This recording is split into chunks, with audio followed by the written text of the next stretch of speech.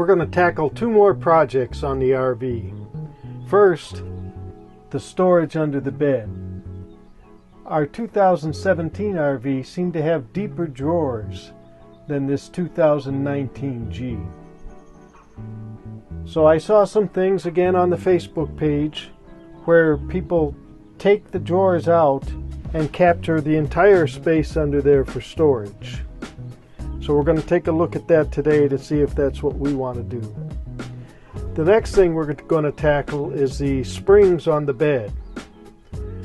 Now they come with these little squares which are pretty good, but when you make up the bed and move the mattress around, it gets snagged on them and tears them out. Now a lot of people add slats to the bottom of the bed and remove those plastic springs that came with it. But that adds weight to the bed, and it's already heavy when you're trying to put it up, especially with these bicycles in the way. It's hard to get the leverage. So I came up with an idea of how to capture the springs, the plastic springs that they have, but yet allow airflow under there to keep the moisture and everything away. So to capture the springs, I bought this duck cloth, and in keeping with the theme of the maroon bedspread, I bought burgundy duck cloth.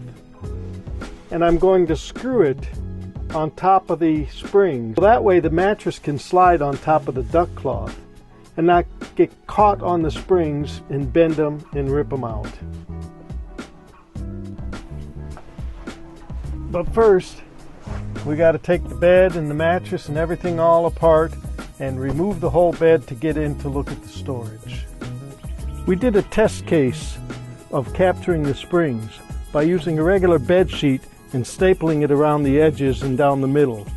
It keeps a smooth surface and allows the mattress to slide on the bed sheet and not get hooked on these little springs and turn them over and rip them out. Now this is fairly loose and the duck cloth should be heavier, so we're going to stretch that a little tighter and the concept should work. It eliminates adding all the weight of the runners and the slats to this part that you have to lift up, which in my opinion is already heavy. So we'll see how this works. If it doesn't work, we can always unscrew it and do the bed slats. So I've taken the sheet off that captures the springs, and the next job I want to do is remove this part of the bed, so we could remove this part of the bed and take a look at the underneath storage and see if we want to remove the drawers and capture this whole area under here for storage. So I'm going to get going on that now. So now I got my container. I'm going to continue removing the screws.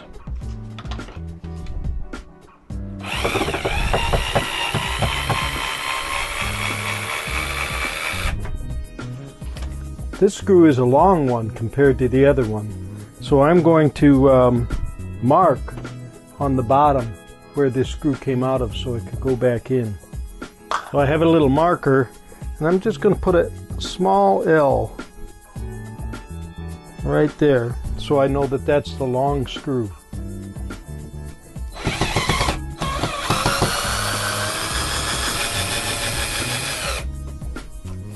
This one's long too. Maybe the short screw is the exception. I don't know. But it's going to get an L.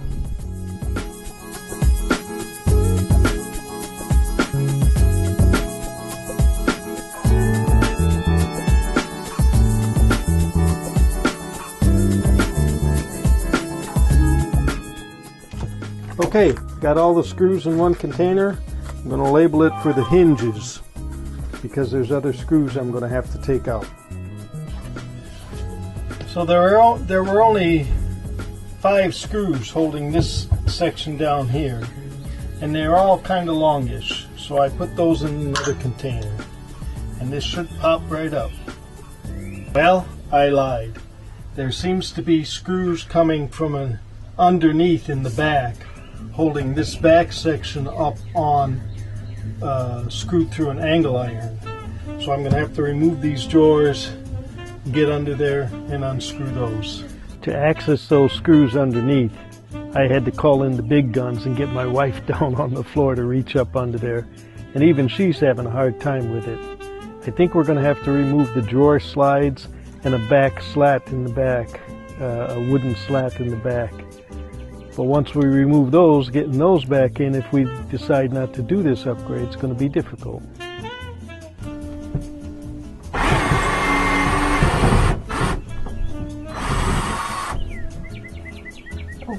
The last one. I know, and you can tell they had trouble because there's pits over here. Yeah. Like It's always the last one that gives you trouble.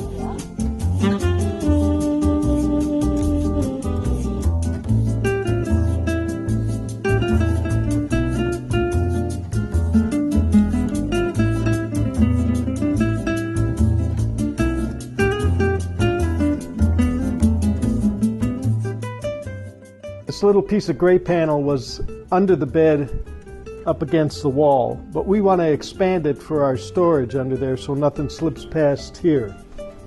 So we use this as a template on the MDF board, and we're going to lengthen the MDF board so nothing falls behind the wheel well. Going to fit it in there and see if we did a good job.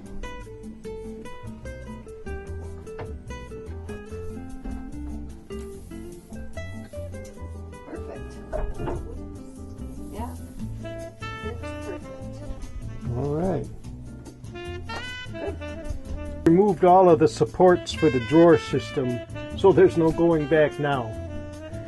I installed this strip to hold the medium density fiber board. I screwed right into the sheet metal, so that's nice and secure, and it also makes this more secure for the bed mount. We put this board in down here, which is going to be the backing for the MDF for the shelf support. So the shelf's going to go in here, that'll go up here, and then we'll have a lot more storage because the drawers were only about this wide and they came about 4 inches short to the back wall. So we're proceeding. So we've decided to keep this drawer in here because we did a conversion from regular AGM batteries to lithium iron phosphate batteries at Lichtsinn RV. And they had to get in here and mount this circuit breaker and this DC to DC converter. So you'll still have access to those through this drawer panel, which is pretty much how we had to access it before. So we were going to shelf this in, but because we have to have access now here, we decided to keep this drawer. Now we're screwing in the MDF board to the back panel. We've got a couple more self-tapping sheet metal screws to secure it around the wheel well, and we'll be done with this part. We wanted to do this project for as little money as possible. The MDF board that we put in was under $9. The shelf support wood we reclaimed from what we took the drawers out of. These boards here we had left over from a kitchen project. They're type of plywood, but we figure what the heck, we'll use those and we won't have to buy any wood. Wood's gotten so expensive nowadays. So we're fitting these slats up and cutting around the tire. One more piece of wood to fill in that gap and we'll be done with the shelving. We're all done with the shelf and the backing. We had this black trunk liner from another project we did, so we put that on there and we seal up the side of the drawer so that nothing can fall in behind there, and we're all done. Next is to put the bed back together. Once we removed the drawers, the edges of the plywood were unfinished, so I had to sand them down smooth just with a light sandpaper. We bought some edge banding from Home Depot, the Red Oak iron-on wood edge banding, and it matched pretty darn good. It was easy to do, made a nice finish edge for the drawer openings. I bought this burgundy canvas and I'm going to cover up the springs to keep the mattress from catching. So we cut the canvas 72 inches in this direction, 42 inches in that direction to start with. Rose sewed a 1-inch hem on this side and this side, and we're going to temporarily tack it down.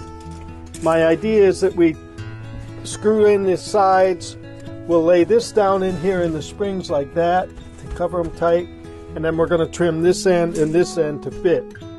We'll get it all together, screw it down, and that should keep the mattress from catching when you go to fold it up. And it'll still allow it to be ventilated.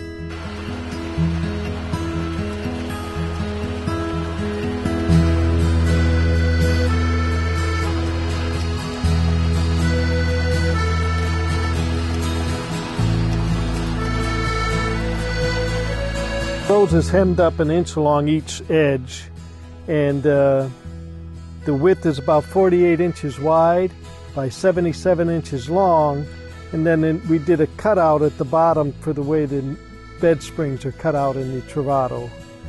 You'll just have to measure that up and fit it up and do it however.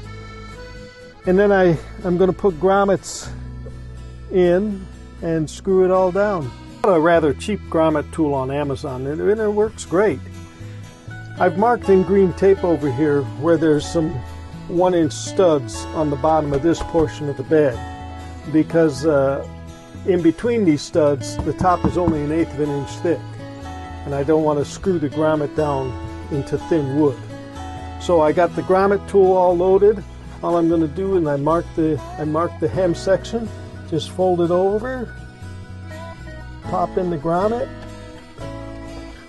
and that's it, ready to screw in. That easy.